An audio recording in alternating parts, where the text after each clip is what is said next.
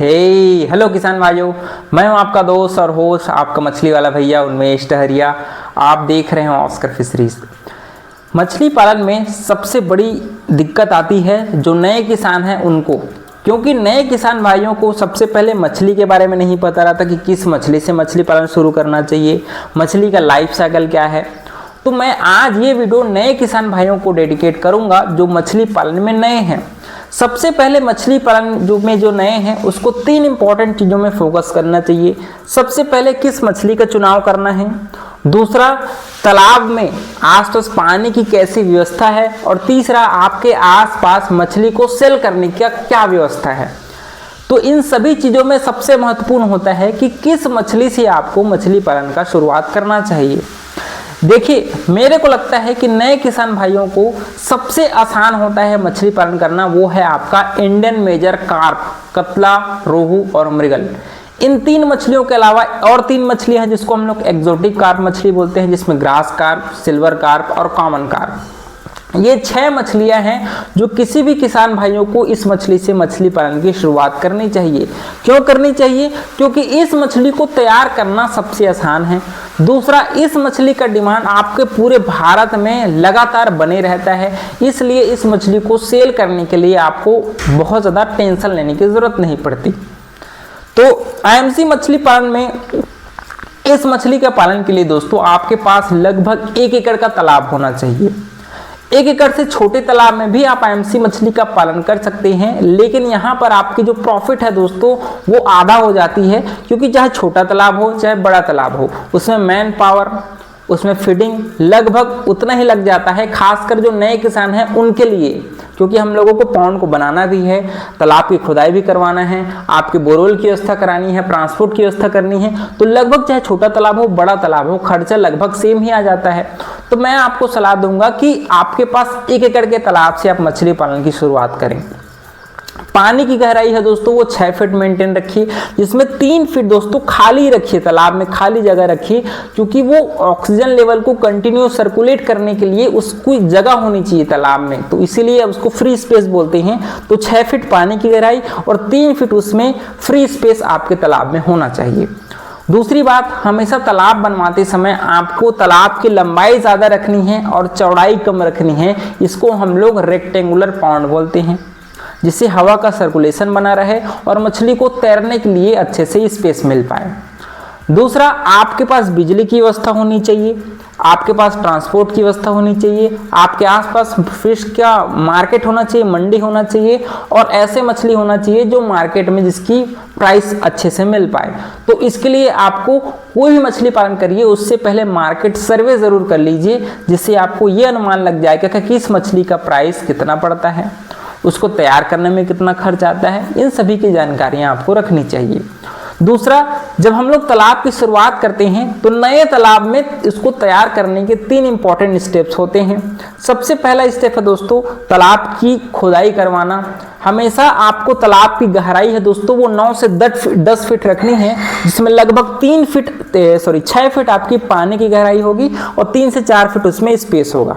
ठीक है, अब तालाब की तैयारी कैसे करवाना है? सबसे पहला काम, तालाब में आपको चूने को प्रॉपर सभी तरफ यूनिफॉर्म तरीके से बिछाना है। तालाब में 1 एकड़ के तालाब में लगभग आपका 90 से 100 किलो चूना आपको तालाब के बेड में बिछा देना है। उसके बाद दोस्तों उसमें आपको ट्रैक्टर चलवाना है, उसको मिट्टी में मिक्स कर देना है। उसके बाद आपको अपने तालाब में लगभग 3 से 4 फीट पानी भरना है। पानी को दोस्तों वैसे भरने के बाद आप हफ्ते भर उसको छोड़ दीजिए, अच्छे से छोड़ दीजिए, उसको चूना को पानी में मिक्स होने दीजिए। जब पानी का कलर थोड़ा सा दूधिया कलर होगा तब उस पानी को आप बाहर कर दीजिए बोरवेल की सहायता से, सबमर्सिबल पंप की सहायता से। फिर उसमें नया पानी आपको डालना है 3 से 4 फीट, और फिर जब 3 से 4 फीट पानी आप उसमें डालेंगे उसके बाद आप उसमें फर्मेंटेशन और मैन्योरिंग की प्रक्रिया है वो स्टार्ट करिए। मैन्योरिंग का प्रक्रिया ये होता है कि हम लोग तालाब में प्राकृतिक भोजन, जिसको फाइटोप्लैंक्टन और जूप्लैंक्टन बोलते हैं, उसकी मात्रा को हमको अपने तालाब में बढ़ाना होता है। तो इसके लिए दोस्तों आपके पास गोबर की व्यवस्था होनी चाहिए, गोबर नहीं है तो कम से कम आपके पास जो पोल्ट्री का वेस्ट होता है, प्योर लेयर मुर्गी का जो बिट होता है, उसको हम लोग डायरेक्ट तालाब में उपयोग कर सकते हैं। पर एकड़ 500 से 600 किलो मुर्गी का जो बिट होता है उसको डायरेक्ट आप तालाब में डाल सकते हैं। जिसके पास गोबर की व्यवस्था है उसको लगभग 700 से 800 किलो पर एकड़ के हिसाब से गोबर, इसके साथ 5 kilo DAP, 5 kilo single super phosphate और लगभग दोस्तों उसमें 1 किलो आप अच्छी कंपनी का जो सॉइल एंड वाटर प्रोबायोटिक होता है उसको आप अपने उस घोल में डालिए। और इन सभी चीज़ों के साथ उसमें लगभग 5 किलो उसमें गुड़ या फिर मोलासेस डालिए और उसको एक ड्रम में इन सभी चीज़ों को, ड्रम या फिर अच्छे से एक कंक्रीट का टैंक बनवाइए 10 बाई 10 का, और उस टैंक में इन सभी चीज़ों को पानी डाल करके दोस्तों 2 दिनों तक आपको सड़ाना है और एक गाढ़ा घोल तैयार करना है। जब वो घोल 2 दिनों तक सड़ने के बाद बढ़िया गाढ़ा हो जाए तब दोस्तों उसको, जब आप पानी भरे हैं नए तालाब में 3 से 4 फीट, उसमें उस घोल को आप छिड़काई करना है। छिड़काई करने के बाद दोस्तों आप देखेंगे कि एक हफ्ते से 10 दिनों के बीच में आपका जो पानी आपने तालाब में डाला है उसका कलर थोड़ा सा हल्का हरा कलर का होना चालू हो जाएगा। इसका मतलब ये है कि आपके तालाब में अब प्लैंकटन की मात्रा बन गई है। या तो आप प्लैंकटन नेट की सहायता से प्लैंकटन को मेजरमेंट कर सकते हैं कि कितना प्लैंकटन आपके तालाब में बना है। प्लैंकटन की मात्रा जब बन जाती है तब फिर अपने तालाब में हम लोग मछलियों के बच्चे हैं वो उसको छोड़ते हैं।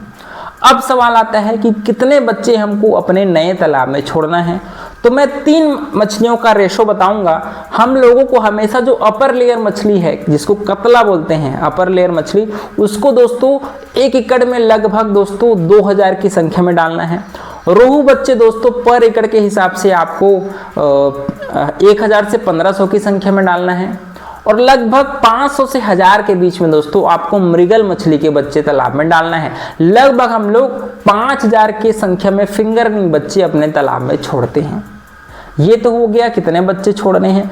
बात करें फीडिंग की तो हमेशा फीडिंग में 3 इंपॉर्टेंट कंपोनेंट होते हैं। सबसे पहला प्रोटीन, दूसरा आता है आपका कार्बोहाइड्रेट और तीसरा आता है आपका फैट। प्रोटीन की मात्रा आपके खाने में स्टार्टिंग में जो छोटे फिंगरनिंग बच्चे होते हैं उसको लगभग 32 से 38% के बीच में प्रोटीन की जरूरत पड़ती है। तो उसके लिए आपको प्रोटीन सोर्स के रूप में सरसों की खली, सोयाबीन की खली, आपकी सनफ्लावर की खली, सूरजमुखी की खली या बादाम की खली या फिर मूंगफली की खली, इन सभी चीज़ों का उपयोग कर सकते हैं। कार्बोहाइड्रेट सोर्स के रूप में दोस्तों आप मक्के का आटा, गेहूं का आटा, इन दोनों चीज़ों का उपयोग कर सकते हैं या फिर rice bran, rice dust, rice polish, इनका उपयोग कर सकते हैं। फैट के रूप में आपको अपने खाने में कोई भी सरसों तेल अच्छी कंपनी का अपने खाने में आप उपयोग कर सकते हैं।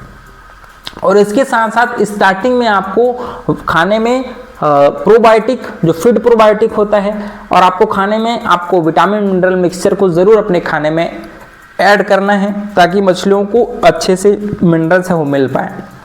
अब बात करते हैं भोजन की।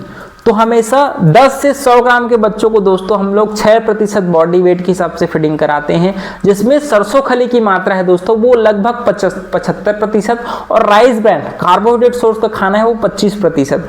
इसको हम लोग इस लेवल में मेंटेन रखते हैं और उसमें पर किलो के हिसाब से 5 से 10 ग्राम के बीच में आपका फीड प्रोबायोटिक ज़रूर आप खाने में मिला करके मछलियों को खिलाइए। समय समय पर उसमें अच्छी कंपनी का प्रोबायोटिक मिनरल मिक्सचर को भी आप खाने में डाल करके दीजिए। और फीडिंग की बात करें तो आपका 10 से 100 ग्राम के बीच में आप 6%, 100 ग्राम से 250 ग्राम के बीच में आप 5%, 250 ग्राम से आपका 500 ग्राम होने तक लगभग दोस्तों 4% और 500 से 1000 के बीच में आप 3% बॉडी वेट के हिसाब से आप अपने मछलियों को फीडिंग कराइए। बात करें कितने दिनों में मछलियां तैयार हो जाएंगी, तो आपकी जो कतला मछली है दोस्तों उसको 6 से 7 महीना लगेगा। रोहू मछली को लगभग 8 से 10 महीना लगेगा। मृगल मछली को लगभग दोस्तों 12 से 14 महीने का समय है वो तैयार होने में लग जाता है 1 किलो साइज के होने में। इसीलिए आपको मैं सलाह दूंगा कि आप एडवांस फिंगरनिंग बच्चे तालाब में छोड़िए 50 से 100 ग्राम के बीच में। तो इस प्रकार से मैंने कंप्लीट आपको मछली पालन कैसे शुरू करना चाहिए, कैसे तालाब निर्माण करना है, कैसे बच्चे डालने हैं, कैसे फीडिंग कराना है, क्या क्या फीडिंग कराना है, सभी के बारे में डिस्कस कर लिया है। तो नए किसान भाई इस वीडियो को आप ज़रूर फोकस करिए और जो जो मैंने प्रोडक्ट्स बताए हैं उन सभी प्रोडक्ट्स के लिंक मैंने अपने वीडियो में यहाँ पर क्लिक करेंगे तो आपको मिल जाएगा, उसको ज़रूर आप परचेस करिए और अपने तालाब में उसका उपयोग करिए। तो किसान भाइयों, अगर आपको वीडियो पसंद आया होगा तो वीडियो को लाइक ज़रूर करिए। ऑस्कर फिशरीज पर नए हैं तो चैनल को सब्सक्राइब करना बिल्कुल मत भूलिएगा। मिलते हैं अगले वीडियो में, तब तक के लिए बड़ों को सम्मान करिए और खुद का ख्याल रखिए। Thank you, thanks for watching.